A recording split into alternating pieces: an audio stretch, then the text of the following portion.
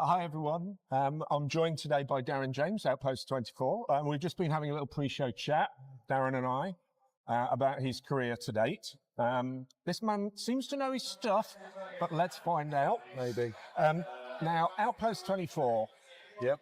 your focus and your concentration is on this strange thing called identity management. Yeah. Now, imagine my mum was watching this video. Hi, Mum. Can you tell us in mum's terms what identity and access management are? I mean, obviously we're talking about people, but as I understand it, and as my mum might do, hopefully, it's also about machines and it's about whole networks. Can you kind of give us a bit of background on that, a bit of an intro as the trolley goes past? Absolutely.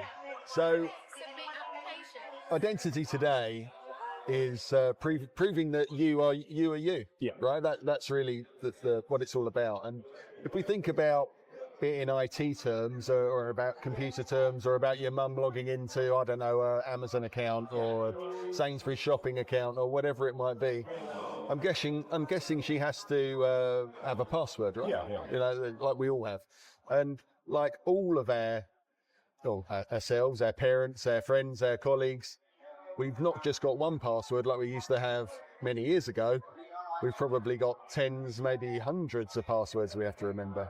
And I'm sure your mum has never, like my dad, has never used the same password for any of them, right? She's come up with completely unique passwords all of the time. Yeah. And that's really the problem. Because, people tend to take shortcuts. They tend to try and reuse passwords or make slight changes to them. And so relying on a password isn't a great way of identifying someone. So, and so this reliance on passwords, this has kind of led to, I wouldn't say the shutters coming down, but it's come to, and it's Outpost 24, it's Outpost 24's focus, and it's this idea of zero trust. So we now check people and machines when they try and get onto a network or get onto a service. Is that exactly? So traditional identity systems focus very much on passwords and MFA, and that's you and me. That's the person. Yeah. But the problem is, hackers will steal your password because you might type it into a fake website because they phish you, or they might guess it. They might look at your LinkedIn profile or your Facebook profile and go, oh, look, his kids' names are this. I wonder if I put his kids' names and their birth years in. Oh yeah, I'm great, I'm in. Because these are all of the common things that people do when they set passwords. But even if you've got MFA, you can still be susceptible to phishing, and not a lot of people realize that. They think, great, I've rolled out multi-factor authentication, or I've gone passwordless. I don't have a password anymore. The sad thing is, if you can still click on a phishing link, and you can still be taken to what looks like Amazon or your Microsoft 365 login page. Yeah. But there might be a slight spelling mistake in the URL, and of course, the problem with that is you're actually logging into a threat actor's portal. Yeah. And they will forward your request onto the original Microsoft website. So you'll get the push notification to your phone or the biometrics prompts on your phone, and you'll go do all of that, and you'll get to your Office 365. But what's actually happened is they've stolen your session cookie in the background. Yeah. Which means they can then replay that session cookie back on their device and then log in as you. So identity can be cloned instantly. Devices, you can't quite steal quite so easily. So if I manage to pin your identity to your devices that you log in with on a day-to-day basis. Would that be my MAC address, say? No, the actual physical device. Right. So whether it's your phone, whether it's your laptop, whether it's your iPad, we know that Joe is only going to log in from those devices. Right.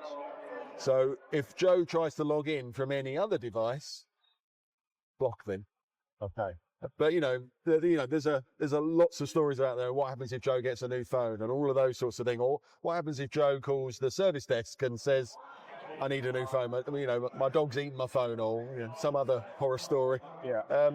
How do we then also verify who Joe is, if it's Joe actually calling the service desk? So these gaps in the zero trust framework are really what Specops or Outpost 24, Specops is the division that I work for, aim to plug. It's those sorts of things. So does the Specops platform, the Outpost 24 system, is that sort of happy working alongside, legacy investments in cybersecurity? Because, there aren't many companies of any size that haven't thrown any money at cybersecurity. No. And they will have bought into something from big vendor A or big vendor B. And along comes this nice guy called Darren, and he's a great salesman, and he's sold them the idea and convinced them of how sensible it is to look at the very latest in identity and access management. Yeah. But I've just spent £500,000, Darren. How does your platform then fit in with what already exists? Well, that's the problem that you've got. There are a lot of identity and certainly device management systems out there that focus on particular areas. And so, we can protect all of your web credentials. Yeah. Great. Or we can protect your Active Directory passwords. Great. Or we can protect these types of machines, but not these types of machines. Or some of these machines, but not really. Yes. What our solutions aim to do is give you a multi-layered approach. So if you have got legacy machines that purely rely on passwords, we can make sure that you've got strong unbreached passwords. So that the machine isn't involved anymore. It's so old that it doesn't kind of recognize it doesn't use a web app, it's a full fat app. Yeah. We can make sure that you've got a strong unbreached password. And if it becomes breached, but because we'll continuously scan to make sure it isn't breached, you're still protected, even if you've only got a password to deal with. Is that a common hole in cybersecurity? Yeah. This device-based? It is. I mean, and the fact that you can't use MFA everywhere is another big problem for organizations. So again, we speak to a lot of customers, they go, yeah, I'm using passkeys, or I'm using Windows Hello for Business, and using my finger to log in. Yeah. Or you're typing in a PIN number. And my question, well, PIN number's just a really little terrible password. But again, with Windows Hello for Business, it is tied to machine, so you are protected in some circumstances. But the problem with that though is it's then a seamless login into Office 365. Yeah.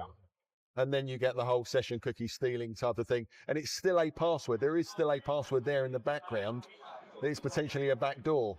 So you've got to be, again, very careful about saying that you're completely passwordless, because more often than not, that's a false sense of security. And to be honest, that's why we still see every week somebody else getting breached. Yeah. And, the threat actors have adapted to all of this. They do different things. We saw the example with Marks & Spencer's early last year, and a bunch of other copycat attacks that soon followed afterwards. That it's not just technology, it's people as well. So, yes, people are always the problem, obviously, in many walks of life. But are there particular working practices that are almost an open door for bad actors? Like, I don't know, the whole working from home, working remotely. Is it that sort of process that we should be changing? Should we be preventing or reducing the number of people, for instance, who work remotely? Is that a good way to go? Because that kind of strikes me as the IT security tail wagging the dog almost. Yeah, well, I think that genie is already out of its bottle. I think people, 20 years ago, when I was a younger man, we had a very stable system. Yeah. We got up in the morning. I wasn't senior enough to have a laptop. I didn't have a smartphone, and I got in my car. I drove to work. I swiped my security badge in. I said good morning to the security guard on the door, and I went and sat at a desktop and worked through the day.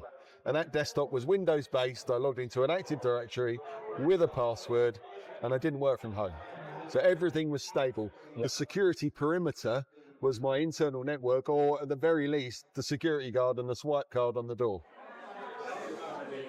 Fast forward to 2026, we've had COVID, we've got the birth of smartphones, we've got cloud services everywhere. That's not going to go back. even with the best will in the world, trying to get everybody into an office. Sure, there's always going to be secure networks. We think about defense industry, air gap networks. Yeah, okay. You're going to have a very small subset of people who have to work in those sorts of conditions. But the vast majority, I would say, probably near enough everybody in this exhibition hall today works from home now. Yeah. And that isn't going to go away. So the boundary, your security boundary, has moved from the office to the device that you're logging in with. Yeah. So securing that device is really the next sort of gen of identity. Making sure that your identity and that device only work together, they're bound to each other, but also making sure that those devices, the other thing we want to think about is bring your own device type scenarios, that those devices are of a good enough posture to be able to access your data. So they've got firewalls turned on, they're running encryption, maybe they've got endpoint security systems installed, even if it's a BYOD solution or device, that it's still secure enough to access your data. And again, that's exactly where we fit the bill. And what about though, okay, so we have now a system which is proactively checking identities. Yep. I've heard on the grapevine, or at least it says it in my note, that actually the IAM, the Identity and Access Management System, is becoming the target. And in fact, if you're a evil hacker, if you can breach the IAM, the world's your oyster. Yeah, absolutely, because all these IAM systems are cloud-based as well. So how come you guys are different there? I mean, what are you offering that takes you out of that bracket? Well, again, it's linking. Again, if you steal my my IAM password, and you try and log into it from your dodgy, pick your bad guy device, you can't, because it'll only work from your device. So again, this is coming back to that.